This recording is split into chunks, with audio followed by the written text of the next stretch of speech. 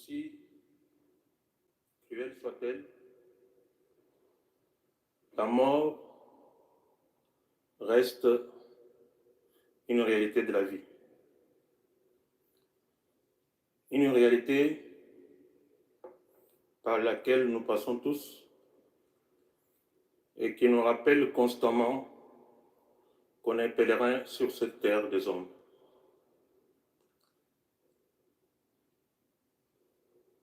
Mais à son passage, elle nous laisse une douleur incommensurable. Une douleur qu'on appelle douleur parce qu'il n'y a pas un mot dans le vocabulaire français qui signifierait bien plus que ça. Une douleur qu'aucun être humain ne pourrait aider à transcender. Dieu Tout-Puissant est capable de le faire.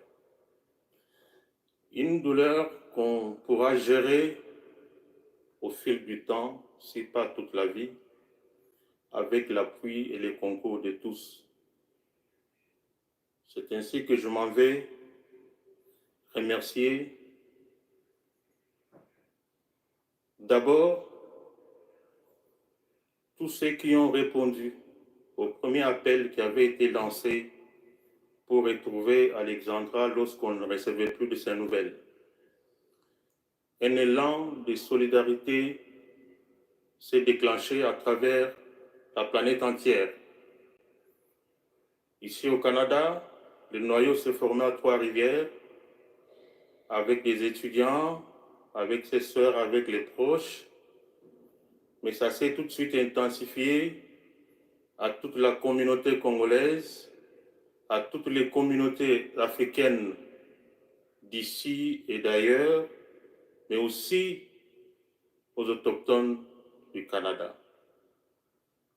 Trouvez ici notre expression de gratitude pour tous ces efforts que vous avez fournis dans l'espoir de retrouver Alexandra avec le souffle de vie. Malheureusement, Dieu en avait décidé autrement. Nous l'avons certes retrouvée, mais sans vie. Un autre élan de solidarité s'est constitué. Partant de mon pays, je vais ici solennellement remercier le premier d'entre les Congolais, le président de la République, avec la distinguée première dame, qui aussitôt ayant appris cette triste nouvelle, ont dépêché Madame Chantal ici présente, qui nous a accompagnés, pour qu'elle puisse nous amener auprès du couple présidentiel pour nous présenter de vive voix les condoléances et nous promettre de leur accompagnement tout au long de ces deuils, qui trouvent aussi ici notre gratitude. Notre gouvernement qui s'est investi pour que tout ceci se passe dans le calme, l'ambassade de la RDC au Canada, qui est resté en contact avec nous tout au long du processus avant que nous-mêmes on arrive ici au Canada. L'ambassade du Canada en RDC aussi, qui nous a assistés pour nous permettre d'arriver ici rapidement. Toutes ces communautés qui se sont déployées, nous allons lancer un appel pour que cet élan de solidarité que vous avez développé ne s'arrête pas autour de cet événement triste et tragique. Que ça soit une vraie force qu'on constitue pour la recherche de la vérité, la recherche de l'amour et surtout la recherche de la justice. Nous avons encore besoin de vous aujourd'hui, demain, plus que jamais, parce que dans notre marche de la recherche de la justice pour Alexandra, on a besoin de votre appui, on a besoin de votre soutien, on a besoin que vous continuez à soutenir tous nos efforts. Pour cela, j'en appelle à l'unité de tout le monde. Nous avons reçu messages de compassion, des témoignages, des appels de nos compatriotes, d'autres Africains qui vivent ici, des Canadiens aussi, qui veulent nous soutenir dans cette démarche. Mais pour que ça puisse aboutir au résultat escompté, nous devons tous être unis. Nous devons constituer une unité forte, parce que c'est en étant unis avec un seul objectif qu'on sera plus fort. Et notre volonté, plus que jamais, à découvrir les circonstances dans lesquelles Alexandra a trouvé la mort, cette volonté, cette détermination sont inouïes.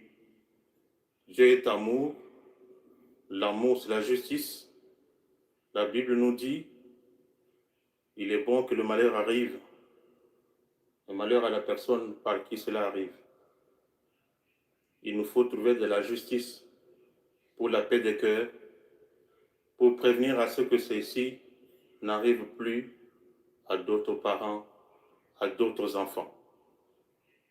Nous allons chercher cette justice avec les moyens de droit que nous disposons et que nous ne disposons pas, que nous allons rendre possible. Mais tous les moyens de droit seront mis en place pour que la justice sur la mort d'Alexandra soit rendue.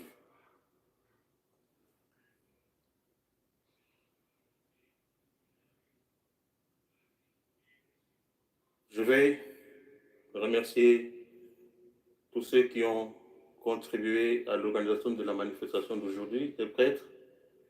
Merci.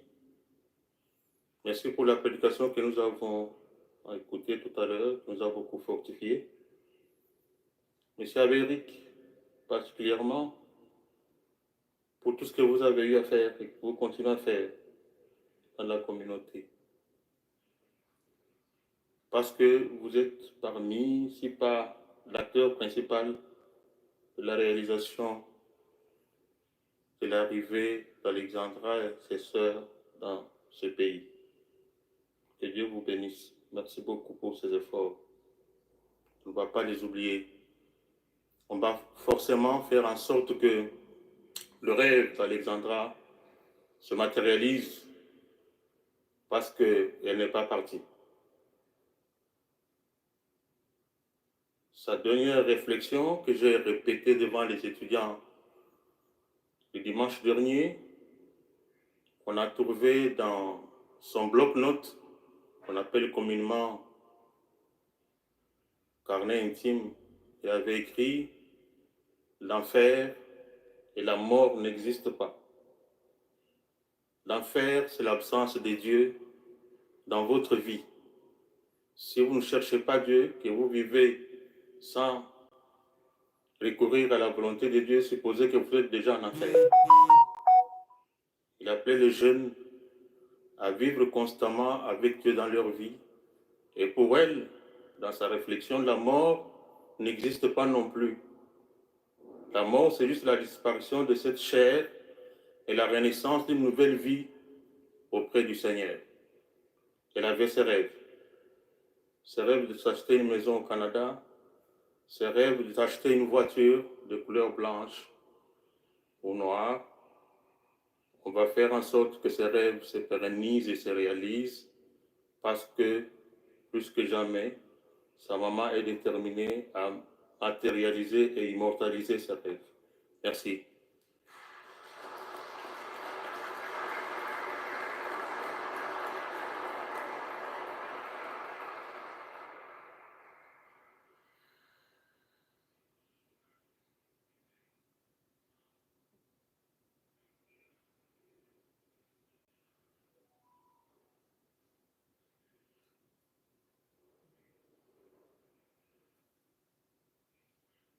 Pour ma part, j'aimerais juste, aujourd'hui, je ne dirai pas adieu à ma fille parce que j'aurai la même cérémonie à Kinshasa auquel j'aurai à lui dire adieu.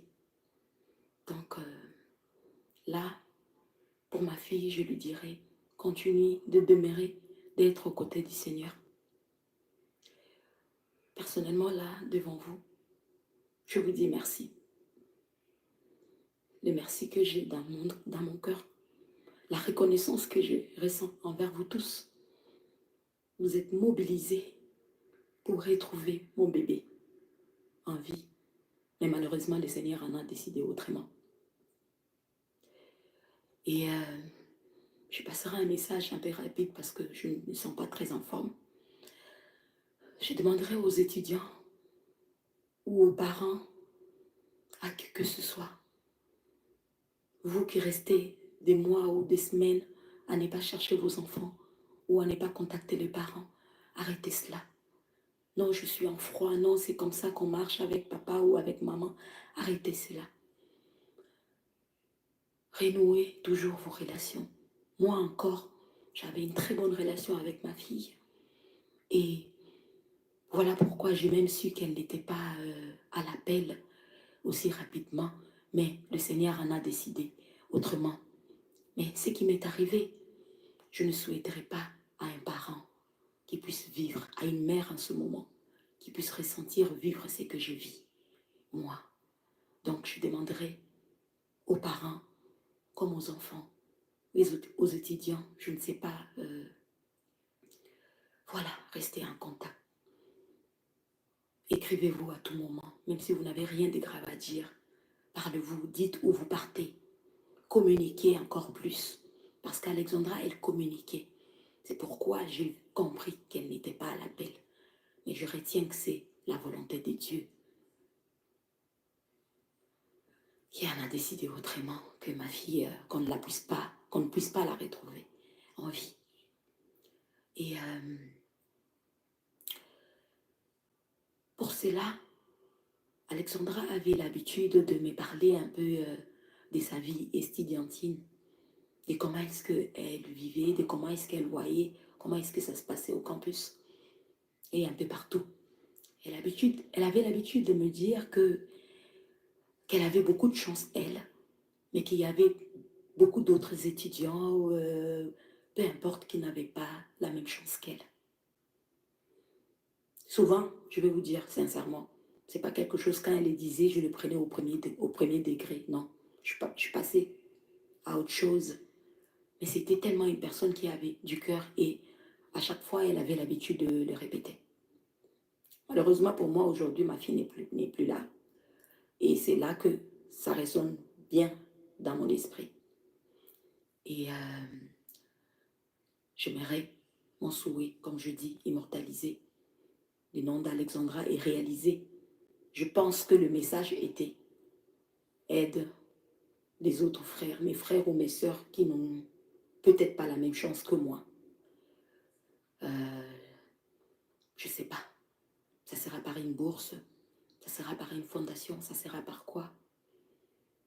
Que ceux qui pourront être là pour pouvoir réaliser cela. Je dirais bienvenue à tout le monde. Et je dis merci à l'abbé Eric parce que je peux dire à notre absence ici, c'était le parent d'Alexandra. Alex était toujours en contact avec l'abbé Eric qui peut, je pense qu'il a parlé d'Alexandra ici, devant vous tous.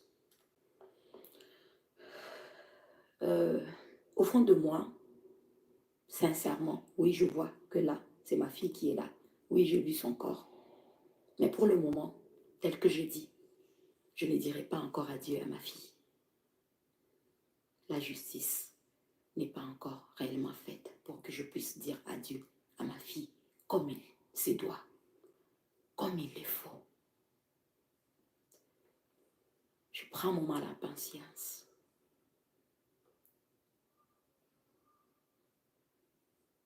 Je ne sais combien vous dire merci en fait. Je ne sais pas comment je fais pour me réveiller, même pour... Parce que je ne sais pas si je me réveille, je ne sais pas si je dors, mais je ne sais pas comment est-ce que je fais pour être là devant vous et à parler. Parce que la vie est infernale pour moi. Je l'ai dit et je le répéterai mille et une fois. Alexandra était mon unique bébé que j'ai accouché à mes 17 ans. Le 22 novembre, j'aurai 38 ans. Et mon bébé, elle aura éternellement 21 ans. La douleur, cette douleur que je ressens, je l'ai dit et je le répète, même à mon pire ennemi, je ne le souhaiterais pas. Même s'il faudrait que je paye de l'argent pour que cela n'arrive pas à mon pire ennemi, je le ferai. Vous me voyez sûrement peut-être devant vous, mais intérieurement, je ne sais pas. Et je passe mon temps. Quand il m'arrive à parler ou à prier, je parle à Alex et je parle à Dieu. Je dis, donne-moi la force de continuer. Parce que après, il va te falloir une justice. Il va falloir une paix pour moi, pour pouvoir continuer à vivre, à avancer et à être là pour tes frères et sœurs qui sont restés. J'ai sûrement perdu Alexandra, mais j'ai gagné autant de monde. Je me sens, je m'autoproclame la maman de tous les étudiants ou de tous les enfants. Donc je n'aimerais pas que ce qui est arrivé à mon enfant puisse encore se répéter. Oui, sûrement, peut-être pour Alexandra, c'est le destin, on ne refuse pas. Mais dans la logique de la chose, comme on dit, c'est les enfants qui sont appelés à enterrer les parents et pas les contraires. D'où la douleur. Mais seul Dieu sait le pourquoi. Et moi, je me plie à sa volonté. Comme je l'ai encore dit, la justice divine, elle existe parce que je sais qu'elle travaille déjà, mais la justice terrestre existe aussi. Et c'est à nous, humains issus sur terre, de faire cette justice-là. Alors là, je vous dis merci. Sachez vraiment que tout ce qui m'envoie beaucoup d'amour, je le reçois. Je le reçois. Et malheureusement, on fait connaissance dans une situation tragique que je n'aurais pas aimé. J'aurais aimé faire votre connaissance des pères ou de mères ou des étudiants pendant que je serais venue quand ma princesse serait très belle, en toge. Et non, j'ai fait votre connaissance, ma fille, dans un cercueil. Elle voulait, dans son carnet intime, elle voulait s'acheter une maison, s'acheter une voiture blanche ou noire. Et voilà, c'est le cercueil blanc qu'elle a eu à la place. Ma douleur est profonde. Mettez-nous dans vos prières. Mettez-nous dans vos prières. Et n'arrêtez pas, comme je disais, n'arrêtez pas de croire en Dieu. Ceux qui croient vraiment en Dieu, n'arrêtez pas de croire en Dieu parce que c'est lui qui a voulu. Oui, ça c'est la chair et le cœur d'une mère qui parle, qui n'a porté qu'un seul enfant. Mais n'arrêtez pas de croire en Dieu parce que c'est lui qui a voulu. S'il ne voulait pas, cela n'allait pas arriver. Pour la fin, je vous dis encore merci. Un merci intarissable. Et